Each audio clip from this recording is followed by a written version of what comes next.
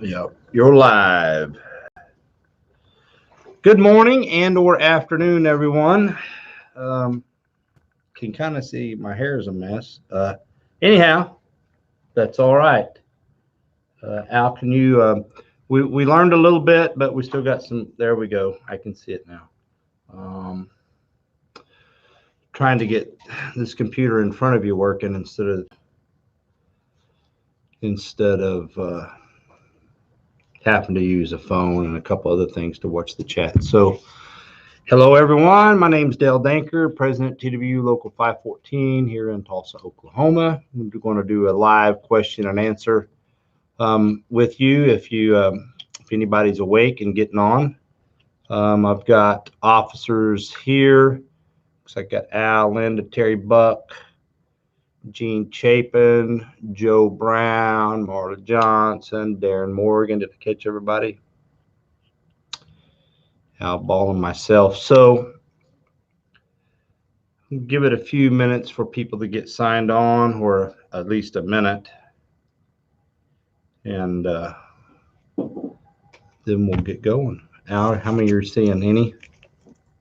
7, and down to 6. Okay. I think it's us. Yeah. Can you see that? Okay.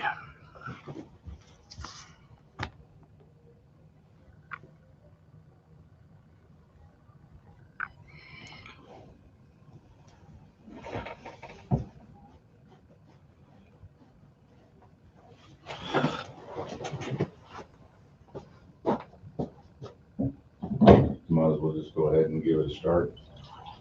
It'll be recorded.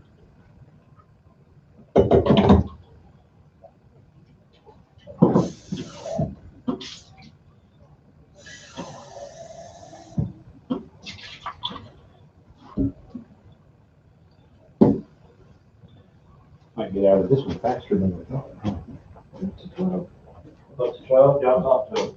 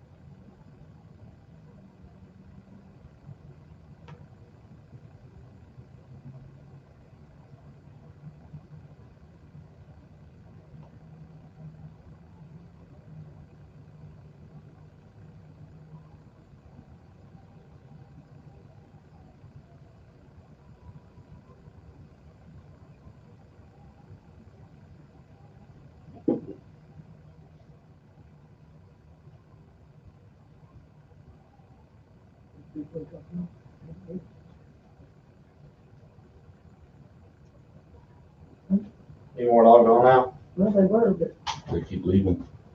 you're not here. So How many's on now? 10. All right. Those that are on, we want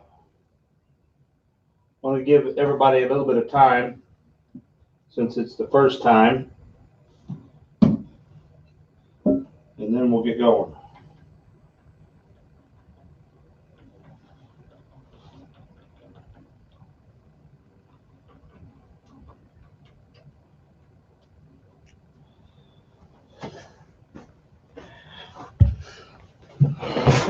Coffee got cold.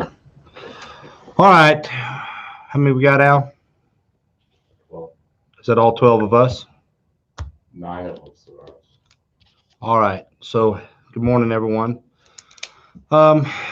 we're going to try this again. We had, I think, a little over 100 on the one that we did at around 6:45 this past evening. Covered a lot of different topics, but that's what we intend to do. Went for about a little over an hour, I think, and it kind of started trailing off after that. I'll start off by saying that I had a somewhat of a good conversation with Greg Emerson today. Just he's going to start trying to get to Tulsa and stay for several days, and he's going to start bringing back town hall opportunities, probably up in between 3 and 4 up on the old mezzanine where we're all used to. That's where they go now. I believe in the next couple of weeks he will fire some of those back up and give everyone on the base an opportunity to start hearing what his thoughts are about the base, and hopefully he'll open the floor up for Q&A, and you guys can express your opinions to him. There is a lot of opportunities out there for work.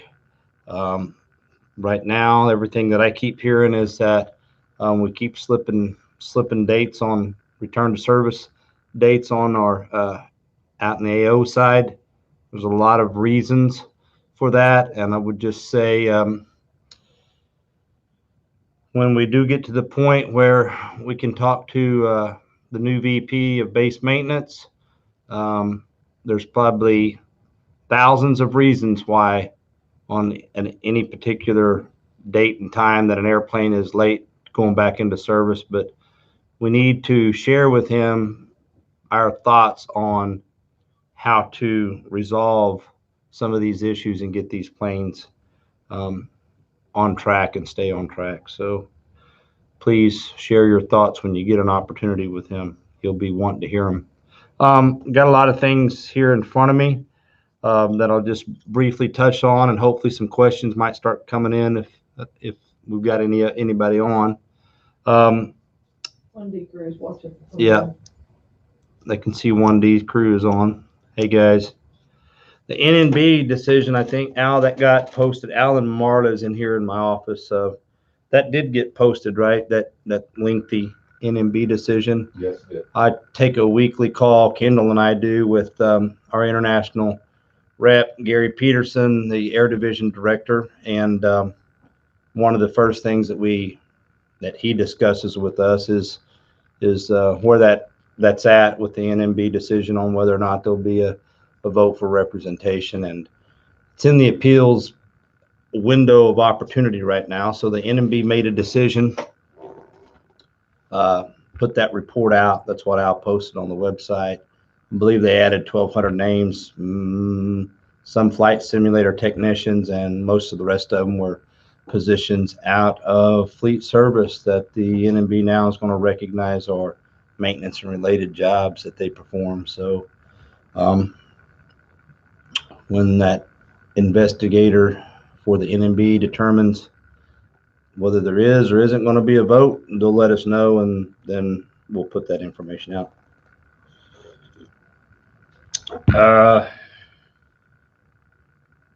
Association things. I'd like to think that at some point in time, and I believe that we will, get together and start discussing The Good, Bad, and Ugly, one of my favorite movies, The Good, Bad, and Ugly of all things associated with the association.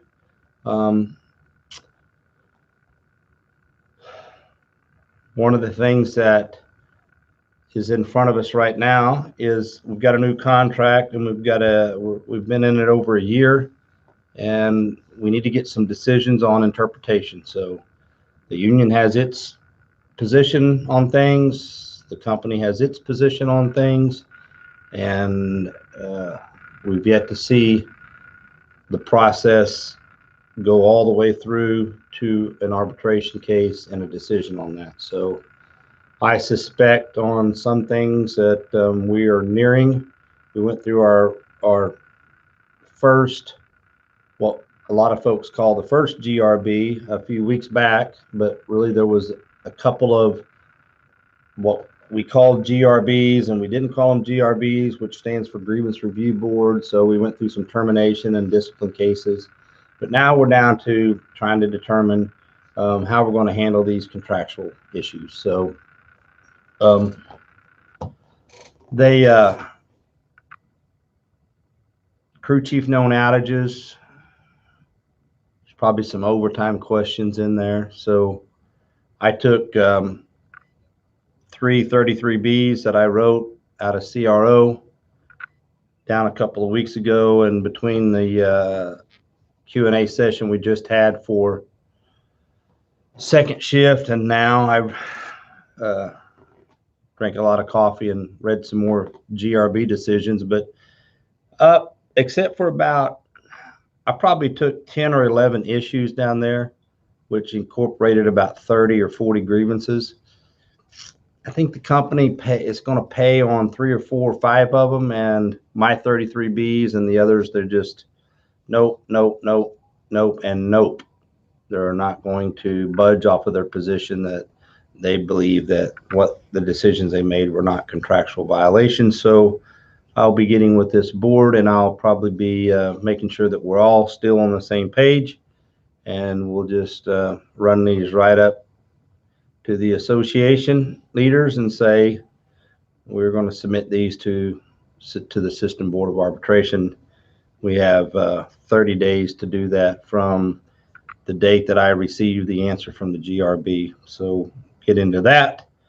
One of the other things on my list here is the May rebid. So those in Hangar 1 that may be watching, or 5 and 6, and a little bit in a couple of the other areas, plating shop being one. I know that they got put on them some oddball shift and days off, but in 1, 2, now 3, and 5 and 6, you have some Tuesday, Wednesday off patterns.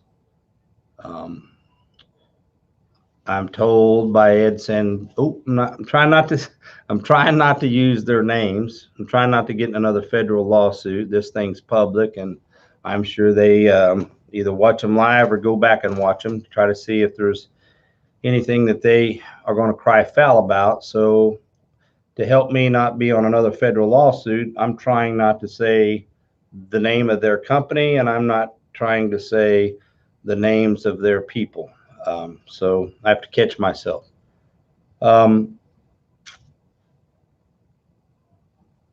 May rebid.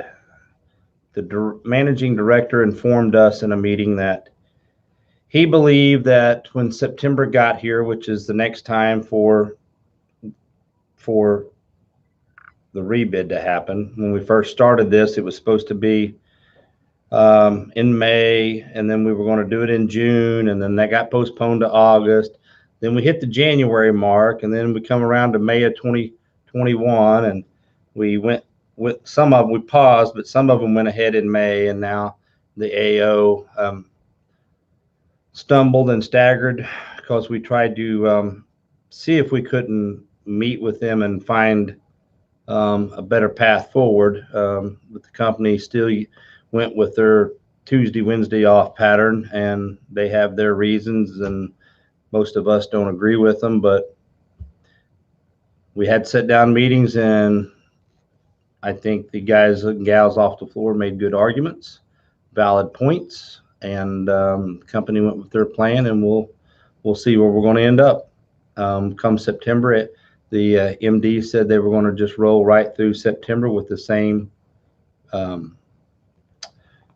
bid. Basically, it's going to look the same with the days off, and they might tinker with the numbers a little bit on how many they have on that, and we'll be vigilant to make sure that they don't move it more. In Hangar 1, 2, and 3, they had a massive amount going to the Tuesday, Wednesday off pattern. In MARTA, they chopped it by what? Was it half? Or Yes. Chopped it by half. In 5 and 6, they come up with the excuse that the flow of the planes in that bid area was different, so they didn't reduce by many at all. Maybe a handful. I can't remember the number, but it was very few. So sorry, that's my phone going off. Have Linda text one of y'all. So we're getting some questions coming in. Marta, do you see them? Mm-hmm. So Richard Kroll, he said there's an increase is there an increase in shop stewards coming with the new work schedule? There are times we are left without stewardship. He's asking the question about shop stewards and coverage. So I know that I think Kendall got asked a similar question in the last membership meeting. I think last time, because of COVID, there was some issues on making your meetings, and we just took everybody that signed up, and there was a motion that was made off the floor.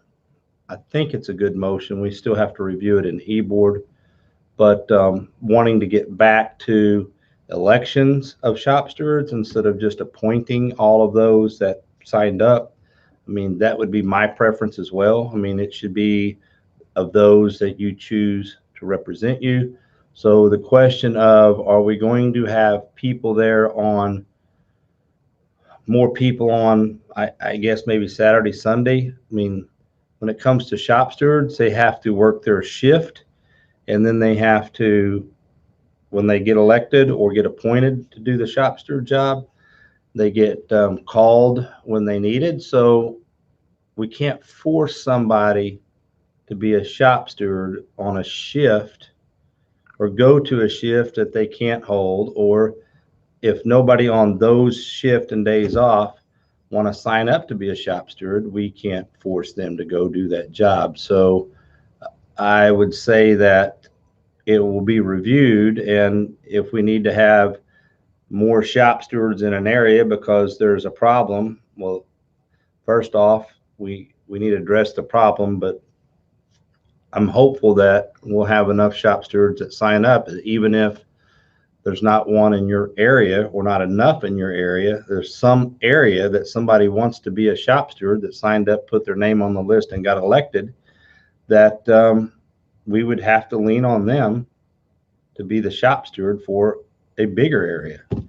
If there was no people that wanted to be shop stewards on Tuesday, Wednesday, second shift or midnight shift, there's no midnight shift that's Tuesday, Wednesday, but hypothetically speaking, nobody wanted to be a shop steward in that area, then we'd have to ask somebody that was in hangar 3 or hangar 5 and 6 to cover that area. So that's the answer to that question. Marta, do we have anybody else? Yeah, is weekend overtime now open every day excluding Thursdays? And are we expecting the Tuesday, Wednesday off schedule to stay in place until the company decides to change it? The answer to the Tuesday, Wednesday off is I expect that until they see that these airplanes are going to start making their return to service dates, that they're liable to try anything and everything. And I believe that will be Tuesday, Wednesday off. And my hope is it doesn't get worse. And if you're on Tuesday, Wednesday, second shift, which is probably the one that would be the least desirable for the most people, I'm hopeful that number doesn't increase. They say it'll stay the same or really close to the same, but what was the first part of the question? Overtime? Overtime now open every day excluding Thursdays, weekend overtime. The answer would be yes. And we discussed that in meetings when they initiated this Tuesday, Wednesday off. They believe that this will cut down overtime. I believe it will not. But So that's yet to be seen.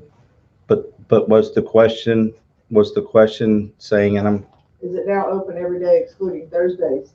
And yeah, it is, because there's people who are off every day except Thursday. Thursday is now our only family day.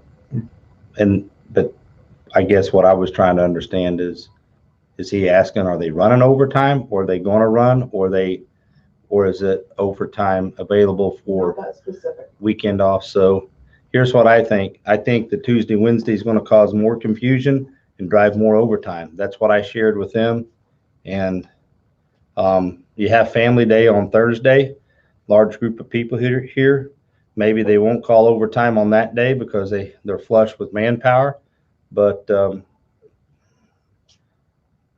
I don't know. I mean, if it's confusion and all they've done is take people off of being here on Tuesday, Wednesday, and parked them on being here on Saturday, Sunday. And they used to work overtime on Saturday, Sunday. I told them I'm going to keep an eye on it. If you just move having to work overtime on Saturday, Sunday to having to work overtime on Tuesday, Wednesday, then you really didn't fix the damn thing. But I'm sure that that'll vet itself out in time, and you guys will be the first to know it. You'll see it right in your face. So, Marta, is there any other questions on there? William also wanted to know if the percentages currently on day shift and on Saturday, Sunday will stay the same. And I answered the company and stated they would keep it the same. Yeah. Okay. Yeah. Try to keep breathing, because if you hold your breath on what they say, you might pass out. So they say that they will. That's it right now. So we have one of the main issues that I hear from guys is that the ability to get a DAT day. So we have the contract book language in here that talks about DATs. What I'm concerned with is that the process doesn't work very good for the way that Tulsa is structured.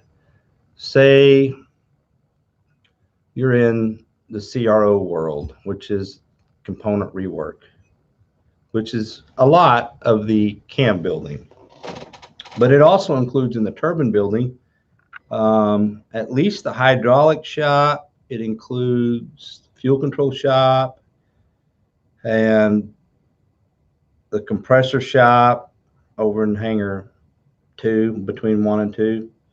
And it includes CSD generator shop in the cam building. So they've taken 4 or 5 historically traditional shops, and it's one of the 33Bs in August of 2020. And the bid for January 2021, they put pick sheets out, and the pick sheets allowed you to go into those areas. And then when the managing director abruptly left the company, the guy that was kind of running the show was like a ship without a rudder there for a few weeks. They posted it different than how the guys bid it. And now we have fuel control, hydraulic shop, compressor shop, CSD, and it seems like there's one other shop in that mix. You got these folks that geographically aren't anywhere near each other. They're not going to more than likely send a guy that's in the fuel control shop over to work a generator, because the guy's gone and, hey, we got to have this generator that he left laying on his bench. Well, send a guy from the fuel control over there that don't know shit about it and have him build it. That's how I feel about it. Stupid. And we're going to fight him on it. But here's another problem. You got a guy that wants off CSD shop. He puts in a DAT day for it. He waits to get an email for it. They take them from 14 to 7, and then they start awarding them. And they look at that and they go, you know what? We can't let that guy over in the CSD. He can't have off. We're already up to the allotment. And guess where the allotment is people off? The fuel control shop. Are they going to send that guy over there to work fuel control? I doubt it. I highly doubt it. But they're going to let guys off over there to the allotment because they pick block vacation, and a guy, an eighth or better of a mile down the concrete here, he wants a day off, and he gets told to go, jump in the creek. But those are problems. There's problems with the way this book is structured now for Tulsa. But we got told, you got a question there, Terry? Tell them about that swamp. Yeah, so here, come here. You tell them. Come here, Terry. You tell him. I'm using this as an opportunity to get other people involved. So Terry's got something talk about the DAT swap. That swap is if Tell him you, what's your name? Terry what? Oh, A DAT swap is, I know it's kind of hard to find, but members got to learn how to use a DAT swap. And my suggestion is to get a buddy and start owning each other's shifts. And that way, if the company denies you, all you have to do is find somebody that'll work your shift. You take it off, you get paid your vacation, and they get an extra 8 hours. And so we got to get the members out there using DAT swaps and working with each other and using the system. Once we start using that, nobody should really be denied a DAT. All you do is got to find somebody to work for them. So, and it's a good system if we can find people to start working for each other. thanks, Terry. So that's a little bit about DATs. I'm not entirely happy with it, but we got it in the book and we got to plow forward and figure it out. So thanks, Terry. Marta just brought me a question. James, is there any way to find out what grievances have been, is that approached by the GRB? Approached by the GRB. James, I mean, I know what I took. So for Tulsa down to headquarters and presented, kind of having to guess at your question a little bit, but I'll show you something here. So Kendall, the shop stewards and the officers and Kendall, they work them up verbal, first step, second step. Then they roll up to, we're going to take them on to the grievance review board, and Kendall gets a page that looks like this and this and that. And I will tell you that they're lined up. He submits these, and then I get our staff assistant to put them in a huge, this is just the ones for facilities maintenance, and I'm taking stuff down that reads like this for facilities maintenance. So I took one about a guy got hurt and it was an IOD and they didn't want to pay him what the book says. Well, they paid him. I got another one that's about outsourcing from facilities maintenance. I got several here that we call add-alls. It means to include the others, and they're over the company having other skills do millwright work. So I took those down. I took several down for MLS group that Linda had worked all the way up, and it has to do with other people ordering parts. And we got the few that supervisors ordered parts. We got those MLS paid, and then there's a little bit of controversy on where does a planner's job stop and where does an MLS job start. So we've got grievances on that we're going to have to submit to system board because the company denied them. They paid the ones where management ordered parts, but planners now are union, and so our question is, can a planner order parts, and under what circumstances? If the answer is yes, they can, what are the circumstances? Those are some of the stuff that I took. Bigger GRB questions that encompass all the locals and all of IAM are crew chief known outages,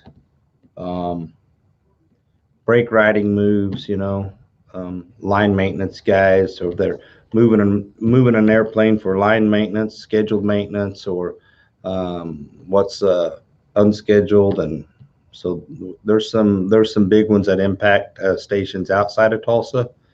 Then we have a few ourselves to where we need to get some answers on known outages for crew chiefs, and we need to get some answers on the bid process. So, got other questions, Marla?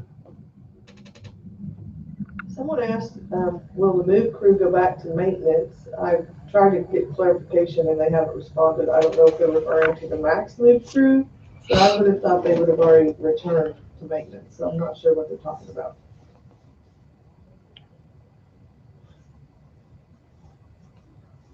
Pickpocket Pooh says, can we have another coyote pick? ?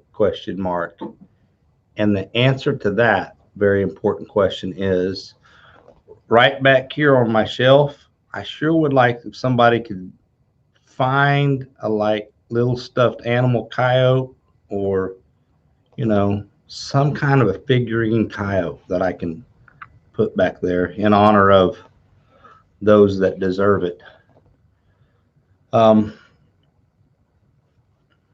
The goal of these Q&As, which I want to do them on all shifts, but we started on second shift, went well.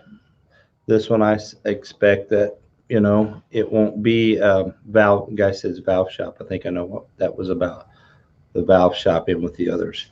I know that this one should be a shorter meeting, and because there's not as many of you on midnight shift, but I just thought it was important to, it's going to be important to have them on all three shifts.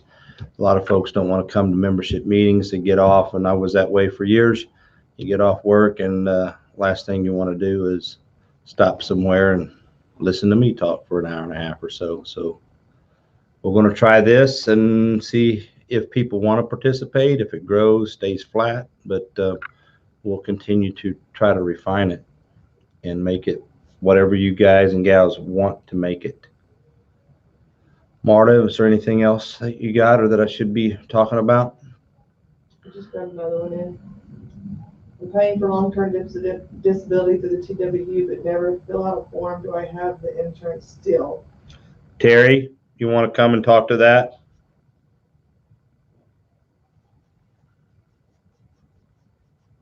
Want to come and sit down and talk to that, bud?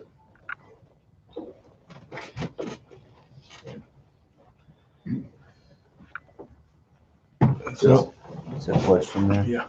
So if you're saying that you never paid or never signed up for long-term disability, that would be the company's version of long-term disability. And it should be TWU/IM, and it started in January. Now, we do have some new hire enrollments every year that we send you out a negative enrollment, and that negative enrollment has to be done because it's guaranteed issued. That's some kind of insurance law or some kind of code. If it's guaranteed issued, then it has to be offered to everybody. So if you get a letter, usually comes out in March and April about guaranteed issue, then you have to respond and say you don't want it. So there's the two reasons that you would get automatically enrolled in LTD. Like I say, one being American Airlines automatically enrolled everybody January 1, and then we do our annual enrollments for new hires in March, April. But Terry, does that person need additional help to look and see? I think they want to know if they're still getting it. I mean, they need to look at their paycheck too. It'd be coming out of their paycheck, right? Yes. It's directly paid out of his check. So Yes. I would have to, he would need to come to the grievance office and we could help him with that. Yeah, if you, ours will not be shown in the after tax TWU Hartford. It will not show in the after tax. It will show down at the bottom where your checks are deposited into your checking accounts, where it shows certain amounts going to the checking account. But there is a website called TWAA Union Benefits. .com, and you can go on there and use your employee number twice and see what benefits you have through the union. And if you have any questions on that, just come up to the grievance office. We'll be glad to help you on them. You usually get up there when before they go home? Usually in the mornings, I'm up there for a couple hours and then I come down the hall. About what time? Usually from 6 to 7 in Okay. the morning. Richard Crowell's question. Is it mechanic, AMT crew chief job to create large parts for transport or MLS? Well, Linda's down the hallway. Linda, what do you say about that? Want to come down here and speak to that? Because that's there's differing opinions on that. It used to be that if it was to put it in a large crate that we used to do it. But Linda, come over here. Get lots of opportunities, Richard. Let's let Linda talk to that for a second. Thanks. Yeah, I'm just kind of sitting back there. So Richard, on the large parts, it depends on the part. That's what I'm going to tell you right now. I've been talking and working with Joe Brown. So if that part is going to be crated by an overhead crane and you need to move that part up and into a crate, our AMTs have been doing that. Now, the MLS come in and they help shut the box up and ship it. And when it comes in, they deliver that part. So right now, that's what Joe and I have been looking at. So I need you to call me and talk about what parts you're speaking on so we can make sure that the MLS are doing what they need to get done correctly. So I'm going to give you my phone number. You can text me or call me and let's work on that. It's 817-296-0725 and I'll get with you. Okay. If you have any other questions, please keep them coming. Thank you. Thanks, Dale. Are the company and the union keeping open communication on AO side with these late aircraft? I heard today the company had some consultants in recently to evaluate our efficiency. Any word on that? Yeah, we heard, I can't think of the company's name. So CTAC, we had that question earlier. So they come in, I don't know how they did the audit or if they audited the paperwork or how, you want to talk on it, Marla? Yep.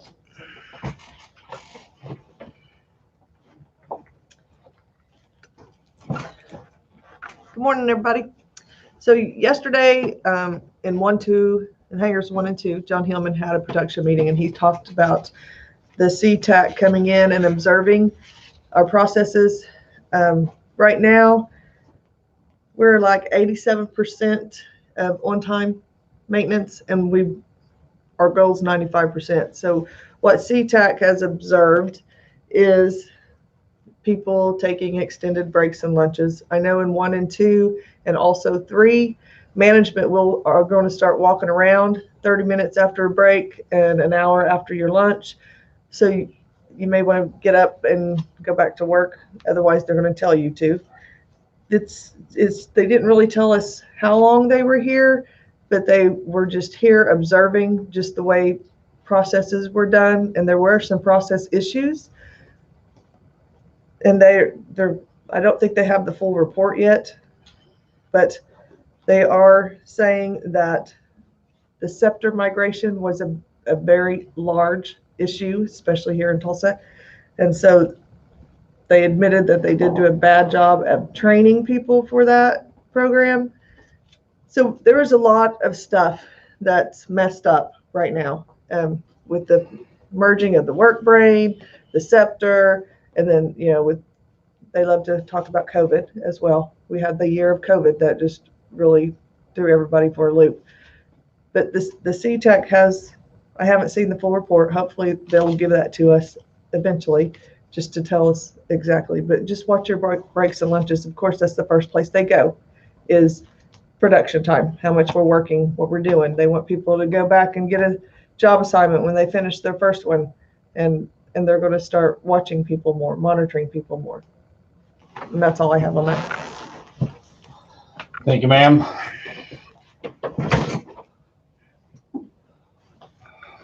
So when I get to talk to the company about why things aren't going out on time, or when I get that opportunity, there's lots of reasons, and so let's make sure that they focus on their faults and not give him any faults from our side.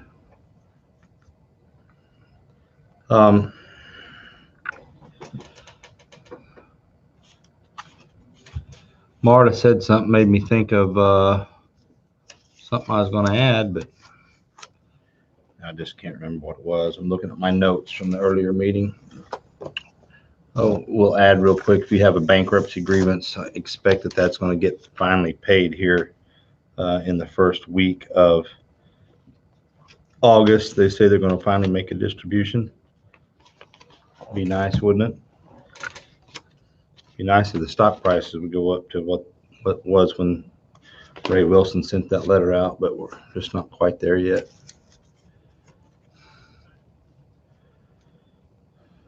Having a lot of compliance issues out in areas as well. What's that, Marta? We're having a lot of compliance issues out in areas as well.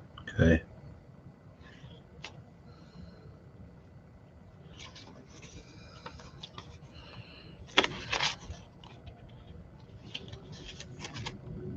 I was a lot more talkative earlier.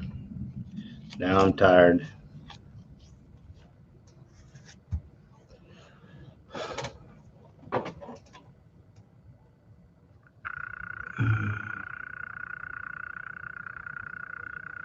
I'm reading these questions as they're popping up.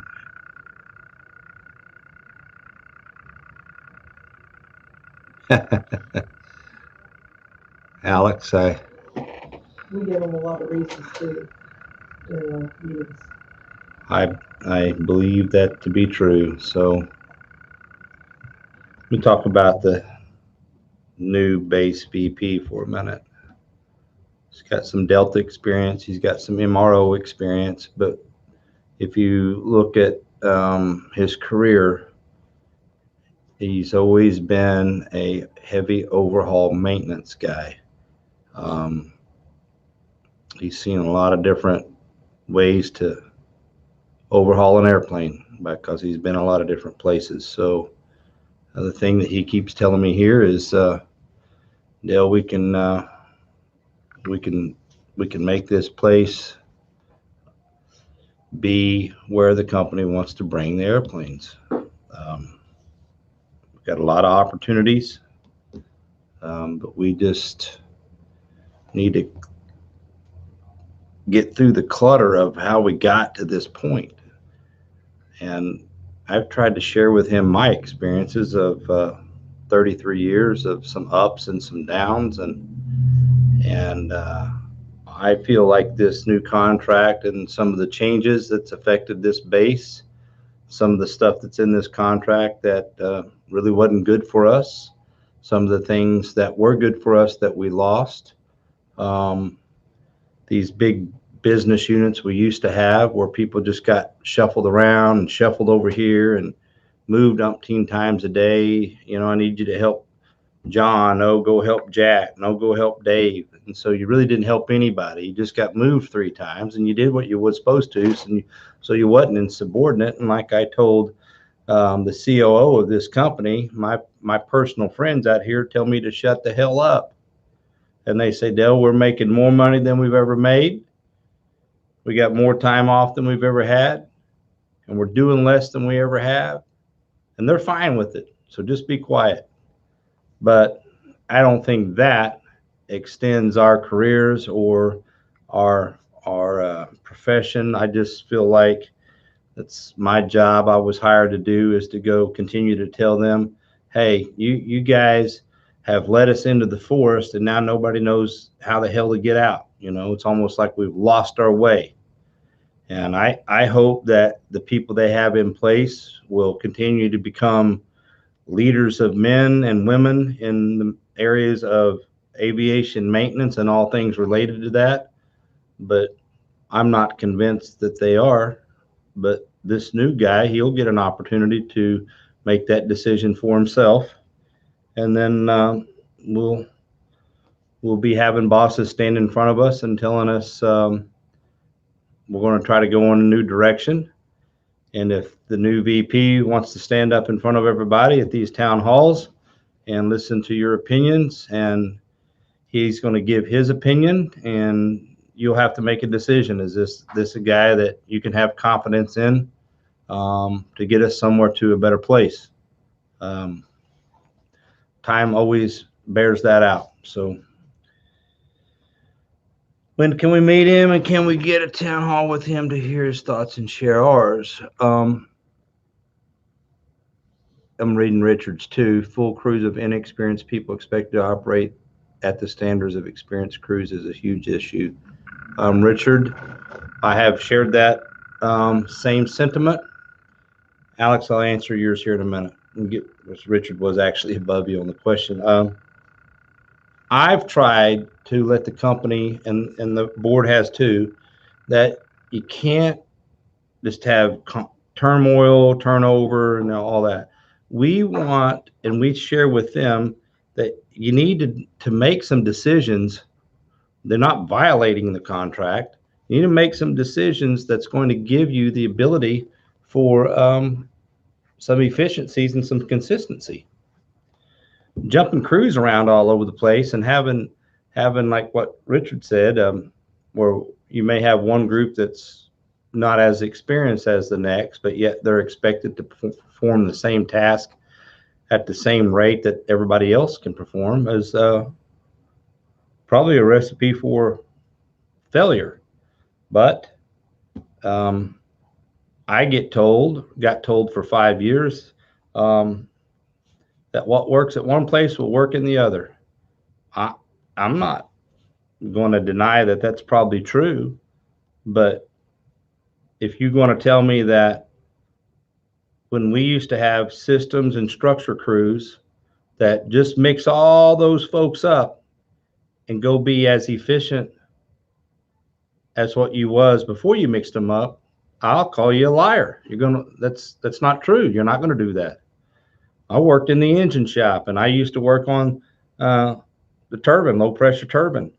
You can send me down to work the N1 or go stab all the modules together or go run them up in the test cell. I'm not going to be as good at the job as the guy that does it day in and day out.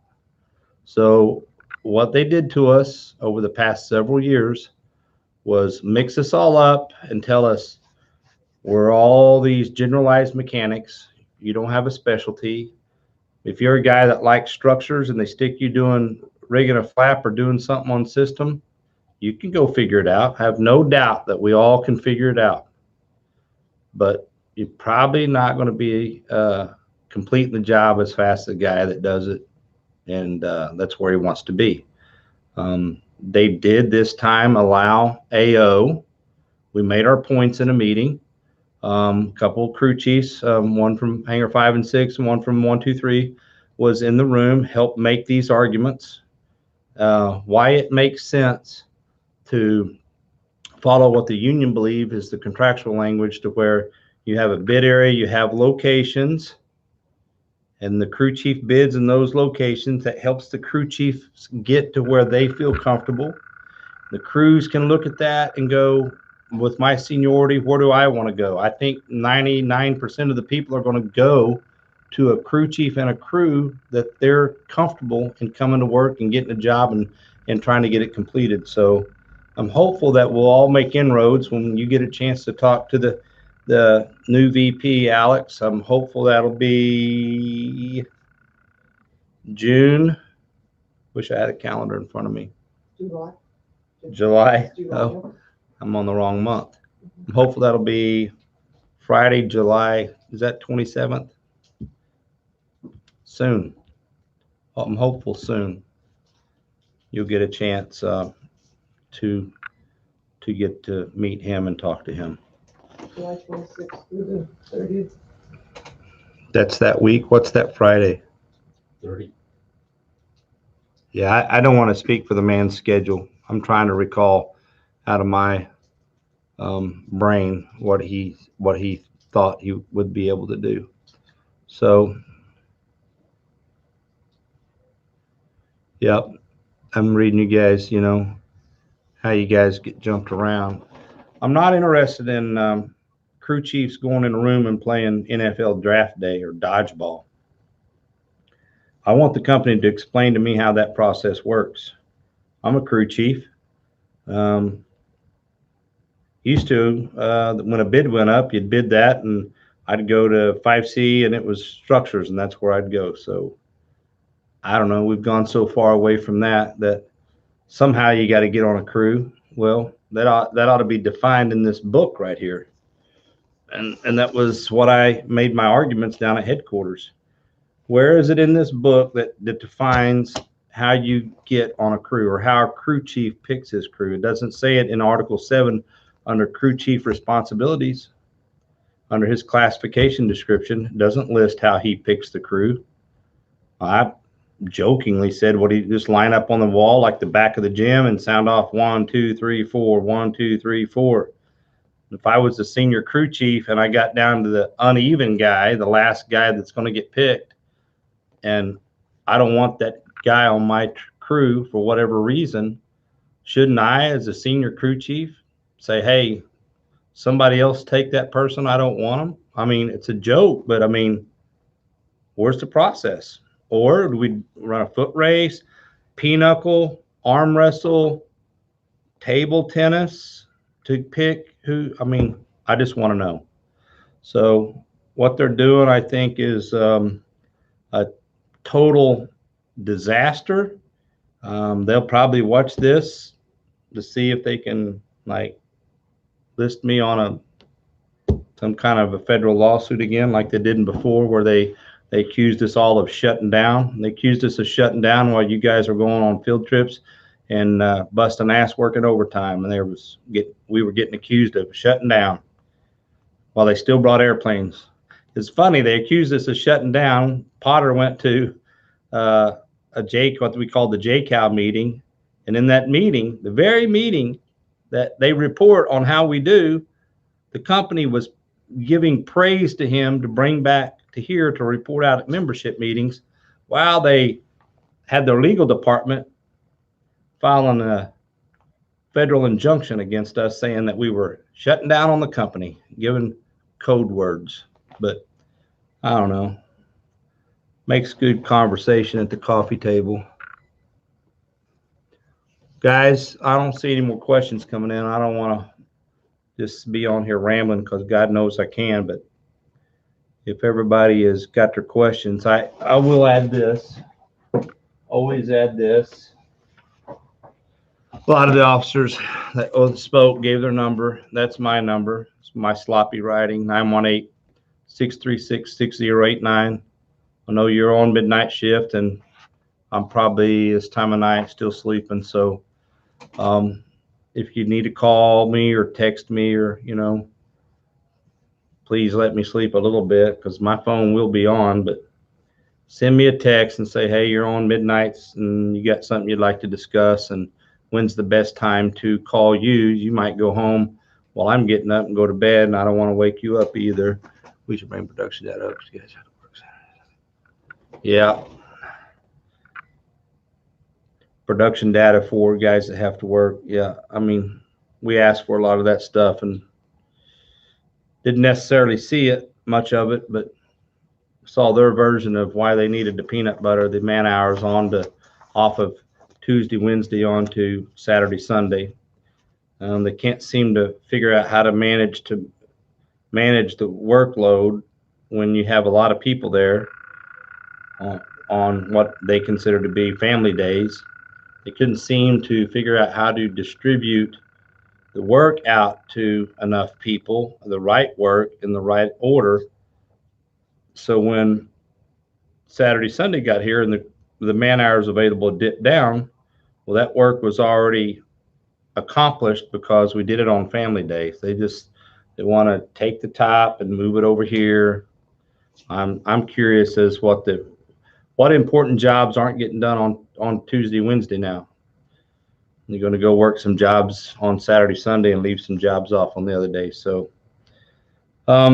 that's my number. Give me a call or text, and we're going to reevaluate everything that we learned from these and try to get better.